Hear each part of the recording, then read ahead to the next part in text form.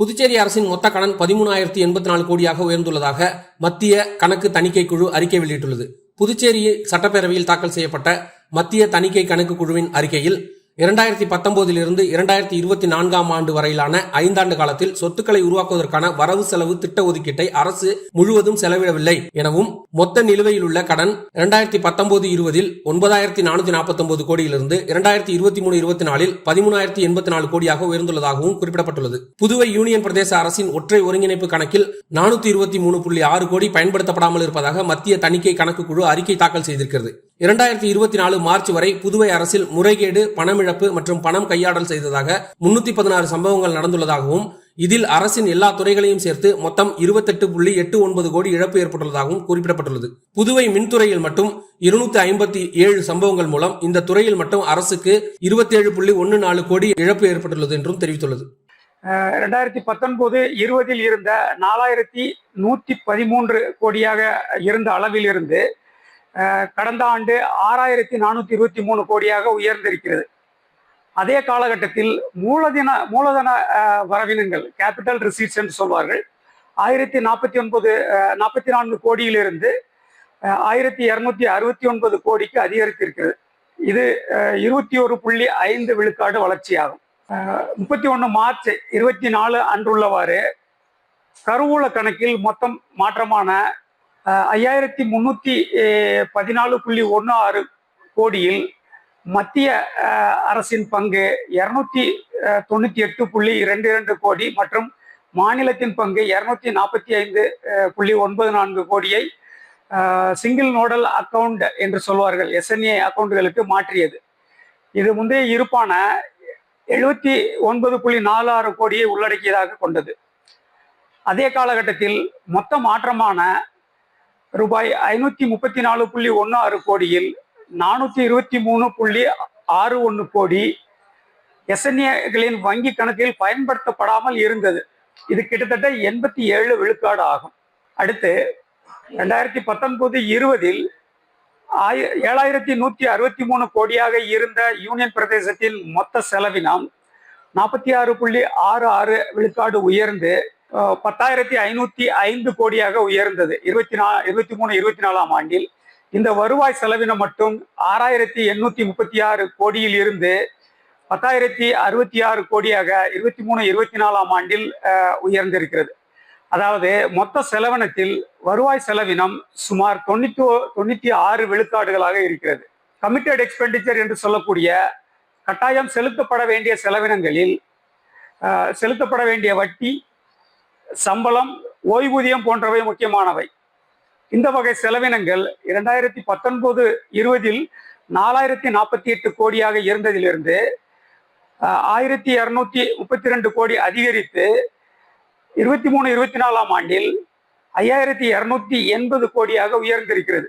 இது 23-24 ஆண்டில் கட்டாயம் செலுத்தப்பட வேண்டிய செலவு வருவாய் செலவினத்தில் 52.46 விழுக்காடாகும்.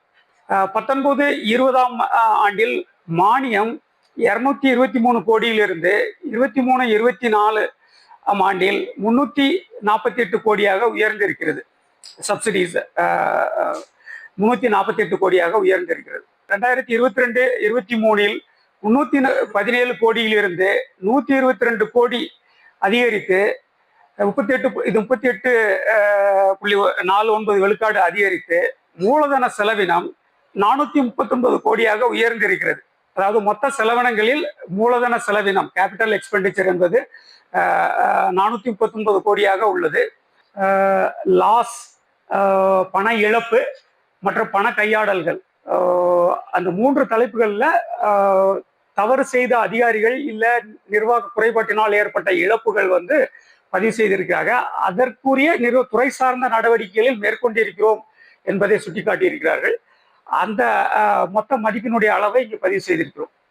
இந்த தனிப்பட்ட தவறுகள், நிர்வாக குறைபாடுகள், அது குறித்த தணிக்கை அறிக்கை ஒரு தணிக்கை முடியும் தருவாயில் முடிந்து CAG அலுவலகத்தில் ஒப்புதலுக்காக கொடுக்கப்பட்டிருக்கிறது. முக்கியமான தணிக்கை குறிப்புகள் அந்த அறிக்கை ஒப்புதல் அளிக்கப்பட்ட பின் சட்டமன்றத்தில் சமர்ப்பிக்கப்பட்டவன் இது போன்ற ஒரு செய்தியாளர்கள் சந்திப்பு நடைபெறும். அதில் தெரிவிக்கிறேன்.